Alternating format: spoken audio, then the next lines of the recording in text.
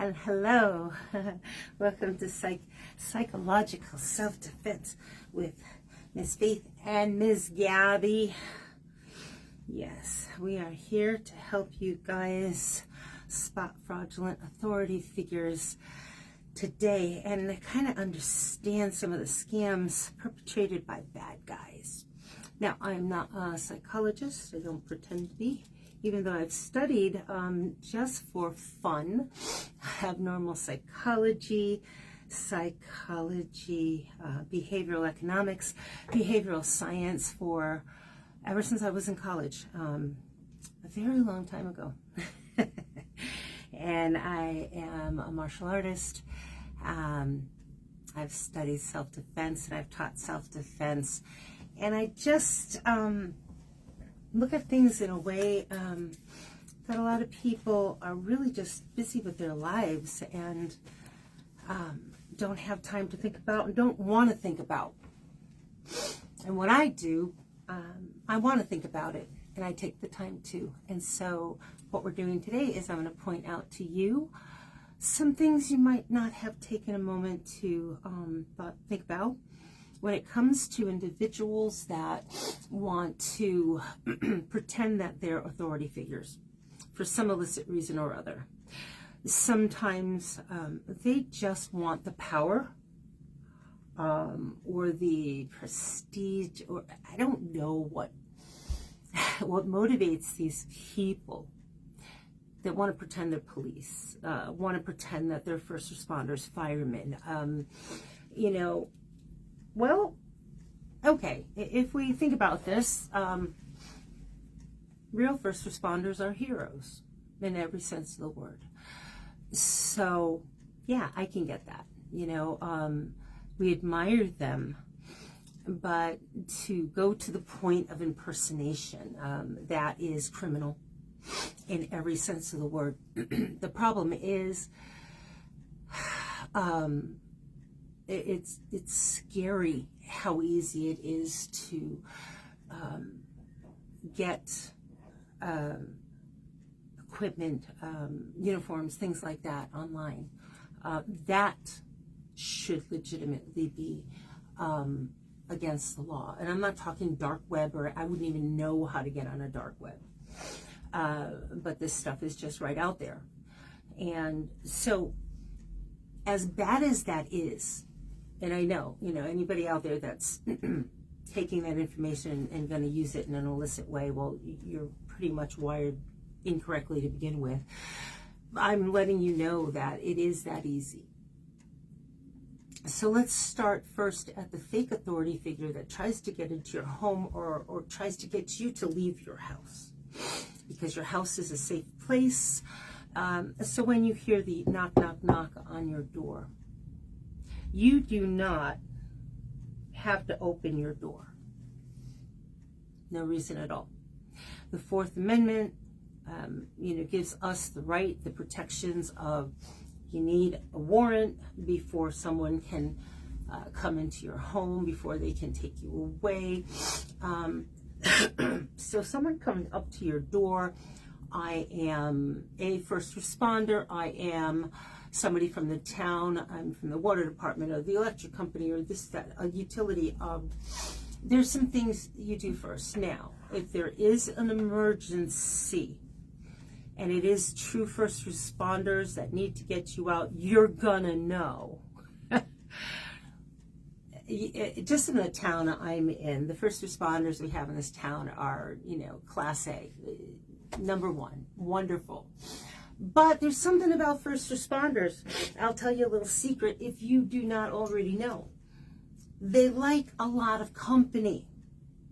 So they don't just come one person to the door. They come with a whole gaggle.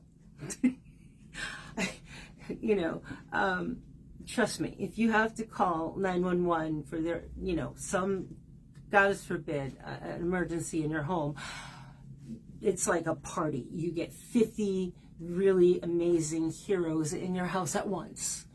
So that's one way of knowing whether they're legit or not. Also, just so you know, a landlord must obey by the Fourth Amendment rights just as police officers need to. So if somebody does come up to your door, make sure you have a peephole or a second secured door, such as a secure storm door if you live in a house, a camera. Your voice will carry through the door. This whole, and don't fall for that. Excuse, what? I can't hear you. Open the door. No, they can hear you just fine. Trust me. You ever hear anybody arguing outside of your house or kids playing? Yeah, you can. Dogs barking. Yeah, you can hear them just fine. And ask to see an identification. Make sure the company is clearly identified. The name of the employee number. Then take the time. No rush here. As long as you are not on fire. If you are, stop, drop, and roll. And let the authorities in so they can put you out. Take the time to call the company and inquire as to the authenticity of there being someone in your neighborhood.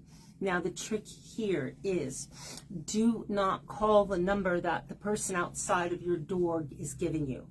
Here, this is my ID, call this number. Or this is the number 555, da-da-da-da-da-da-da. No. I don't think there's any, well, if you're watching me here, you are watching through modern technology. So do an independent search online. You're from XYZ, corporation, utility, whatever. Do a search online for the company in question. Then the phone number for the company. And then ask to speak to someone who can confirm that they have a representative, technician, or a service person in your area. If at any time at all you feel uncertain, scared, you're not sure, it's midnight on a Sunday, this company is closed, nobody is answering, call 911, the police, and they will figure it out for you. Don't feel that you have to make these decisions when your safety is at stake, especially if it is an odd time of the night or day or a day of the week. It's just not easy to get a hold of someone. Scammers, criminals will take advantage of that. Why you say, don't they just break in?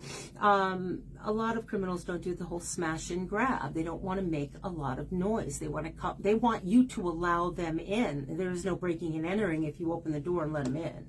So, different charges, and then it's less noise and all that kind of stuff. So just take your time, breathe. Realize you didn't invite anybody to come up and knock on your door. Don't feel in a rush. Just calmly go over to the phone and call 911. Now, before I get to that, if you have solicitors in your neighborhood, most cities and towns have requirements for salespeople to go door to door in neighborhoods. They need to have some type of permit. They usually, at least in our area of neck of the woods, they need to sign in with the local town hall, and just so they know who they are, what they're selling. They're out and about in our neighborhoods. There is a process. And that's as it should be. The old, going door to door and selling in neighborhoods is quaint, and that's on Leave It to Beaver. That's no longer how it's done. We need to know that the people in neighborhoods are there. They're just not wandering through the neighborhoods. This is not violating anyone's constitutional rights. You can watch my constitutional chowder also on my YouTube channel. These are individuals going into communities and neighborhoods selling products, solicitors. We have plenty of stores. We can shop online. So for them to go in and knock on your doors, there needs to be a bit of, requirements that they have to abide by, and that's only appropriate to keep you safe, to keep your children safe who might be out playing in the yard. Check with your local town as to should they have permits, should they be given a badge, and ask to see that. ask to see if somebody's in your neighborhood and they're selling, you know, do you have your permit from my local municipality? Now, if you are ever pulled over or you see flashing lights behind you, police. Again, I had given this lecture before. Sorry, Gabby, she's so sweet, but the hair. I've given this talk before, and I usually say, you know, people will get a little light bubble, put it on their dash. You know, it's kind of obvious to figure out a fake police officer. But then I had some time this afternoon and I did a quick search online, and frankly, my friends, it is freaking terrifying. And the fact that as items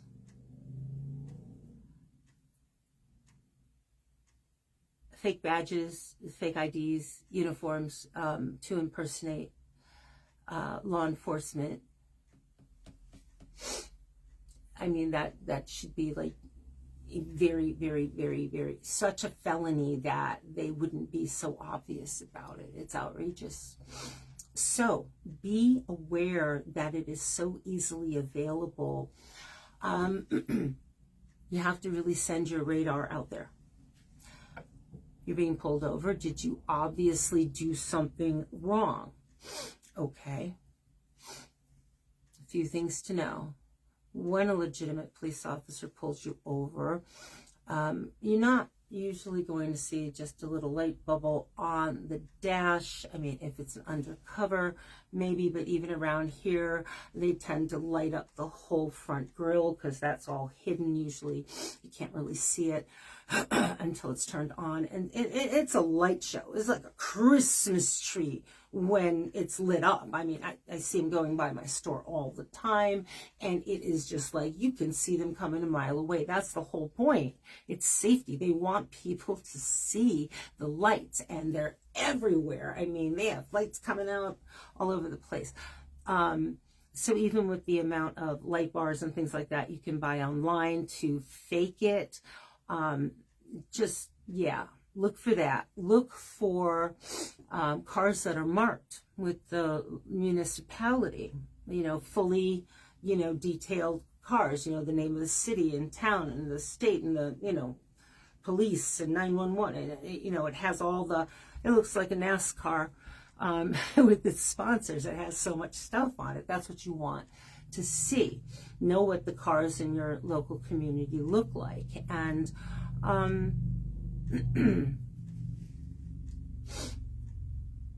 if you're being pulled over, say it's at night, and somebody just asked that, what if it's at night? I can't see. I don't know. I don't know who's, it looks like a police officer, but I can't tell. It's dark. If there is any question in your mind, then safety has to be your first thought. Because if somebody is going to be impersonating a police officer, which is heinous, they might not just be limiting it to a light bar and a uniform. But police officers also carry weapons. So keeping in mind that your safety and obeyance of authority is the behavioral economics term, obeyance to authority.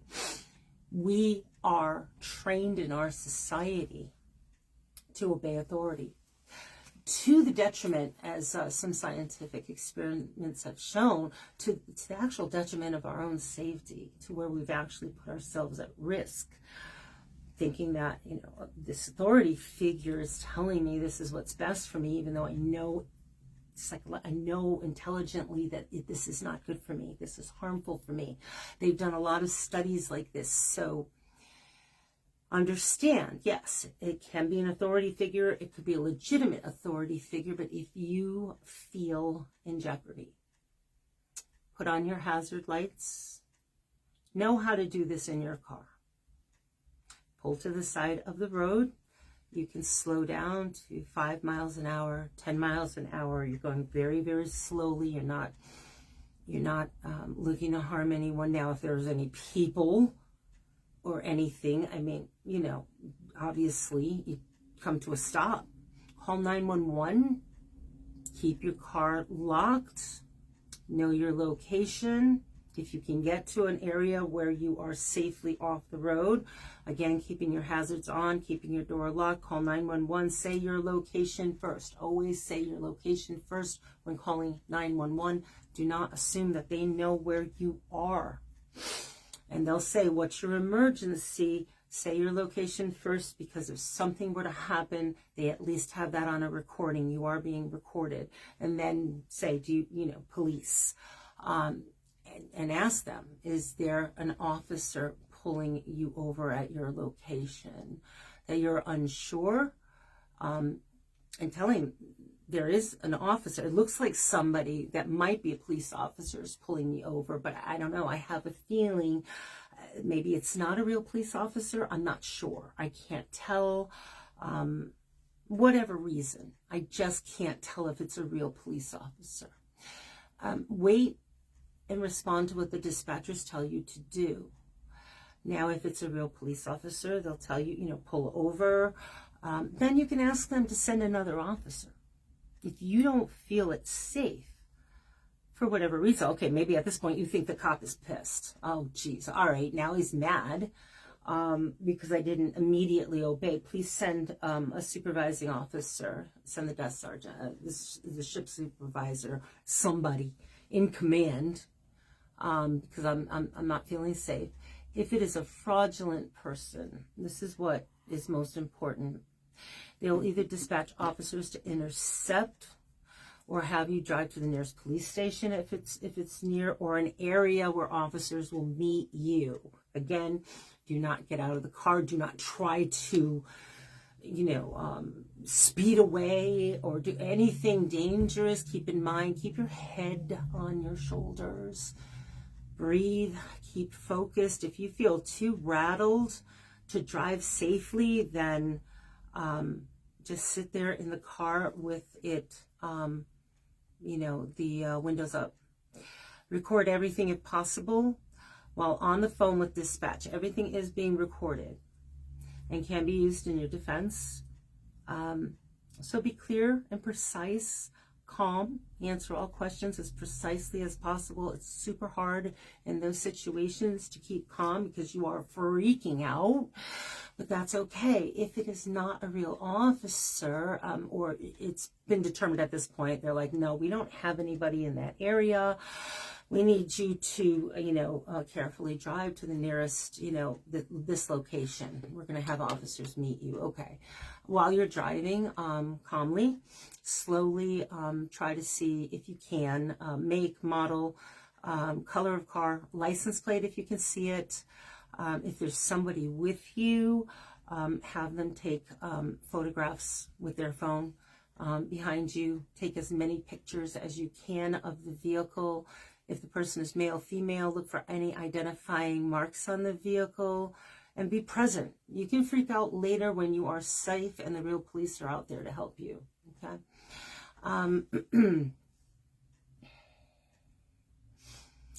Now, if you're driving along or you've just, somehow or other you're on a road and this probably would not happen on a highway. I wouldn't think it going high speeds, but if you're in some type of situation, all of a sudden somebody's flashing lights behind you. I just read about this situation and they use a bullhorn, pull over, pull over, police. You see this on TV shows, but you need a lot more than that. That type of situation is usually accompanied by, helicopters, lots of cruisers, SWAT. No, if it's just one vehicle, you don't see lights, you don't see marked cruisers, there's nothing. Yeah, keep driving carefully, call 911 and go through everything as we just went over. And if there is, again, the possibility it could be a real police officer, just say, if you are stopped, I do not feel safe, please send for another officer, a supervisor, or a shift commander, please. We are trained and programmed from TV, movies, and the media. Don't necessarily do what you've seen done hundreds of times because it makes for a good TV plot. TV's not real life. So think it through, take a deep breath, think, drive slowly, and if in doubt, and you're in a situation where you are just like, I'm too freaked out, don't call anyone on the phone if you're driving, if you don't have a, car set up where you can just easily call without taking your hands and eyes off the wheel and your eyes off the road. Pull into a crowded shopping center, some area where there's a lot of people, and people have cameras. Places with lots of people, lots of stores, there's lots of video happening there. Then you can park, keep your doors locked, and call 911. So these are just some things that you can do should you come across a situation with police officers or anyone else coming up to your house that you might have a question as to whether they're real authority figures. Always be skeptical. Always be skeptical, because so many people will come up to you, especially if you're in your yard doing yard work. One things that a predator will do is they like to look from a distance, and if you look to be over a certain age, as if elderly or older people are idiots. If anything, we've been around longer and are smarter. Look at me doing this video on how to avoid them. But they will sum up individuals by looking at them. They're either looking for very young or older, or people that they perceive as victims. So anyone approaching you, this is what the same self-defense course I would give to a young person in a junior beginner class. Anyone walking up to you they're just coming up to you out of the blue. They're just walking up to you on your front lawn or in your driveway or in the parking lot, out of the blue. I need your help. The first 5 questions, why are they coming up to me? Don't they have a phone? I'm not wearing a first responder uniform. You've got to ask all these questions. Because, I suppose, 1 out of 10 times it might be legitimate, but that's okay, because if you turn them down, chances are they're going to go to somebody else, and more times out of not, it's not for a good reason. And do not let yourself be fooled. Imposters come in all shapes and sizes. People will use small children, their own children, sadly and tragically, to lure in. It's the Fagin, from Charles Dickens, the Fagin concept, phenomenon of using small children to lure in victims. They will use elderly people, also relatives or somehow related or friends of theirs, to lure in victims. So they'll pretend to be wearing a brace, perhaps using crutches, wheelchairs. It's all imposters. Now, we were talking about fake authority figures, but that flows right into the whole imposter image. I'm such a victim or such an authority that you have to obey me or help me because you're a good person. So think about that. If it is someone that comes up to you that's doing the flip side of the authority fraud, I'm such a victim, I've got a bad leg, I'm having trouble getting stuff into my car, you know what? This is what you do, especially if it's somebody, if you scan them up and it's like, wow, if this person wasn't wearing that leg brace or this person wasn't in that wheelchair, are they that much bigger than me? And if you're not a very strong and well-trained person, I would say, you know what? Yeah, I will get you some help. Let me go and get some help from the store. 1, you have somebody there to help you. Two, if they are faking it, or there might be somebody else in the vehicle that you're not looking, you can't see, that could jump you. Or there's also another person. What if you help them and you actually hurt, they claim that you hurt them? That's another scam, the whole insurance scam. I asked you to help me and, oh, you hurt my back, or, oh, you hurt me worse than I was. Liability. I hate to say it, but people, there are some people out there that try all kinds of frauds and schemes and cons extremely successfully. It sucks that we have to be skeptical of that, but just pulling a second person into the mix has proven 99% of the time to blow the whole con. People will be like, nope, you know what, I'm good. You go on your way. That's okay. I'm sorry to bother you. I'm good. Just suggest bringing another person in and see what happens. So I hope this was helpful for you. We're going to be talking next week about how to deal with individuals in the workforce, in the work arena, wherever you might work, who take advantage of that proximity to violate boundaries and cross lines and make you feel uncomfortable, to the point of, should I go to HR? What if you don't have HR? People have left jobs, they've quit, they've moved on, you want to be a good person. We all want to be a good person, but there are times when people actually start to threaten your very livelihood and your income, and that's not right. That's them being a predator and making you a victim. And next week, we're going to talk about how you can turn the tables and not have to deal with that nonsense and still keep your job and take power back from somebody that tries to take it away from you.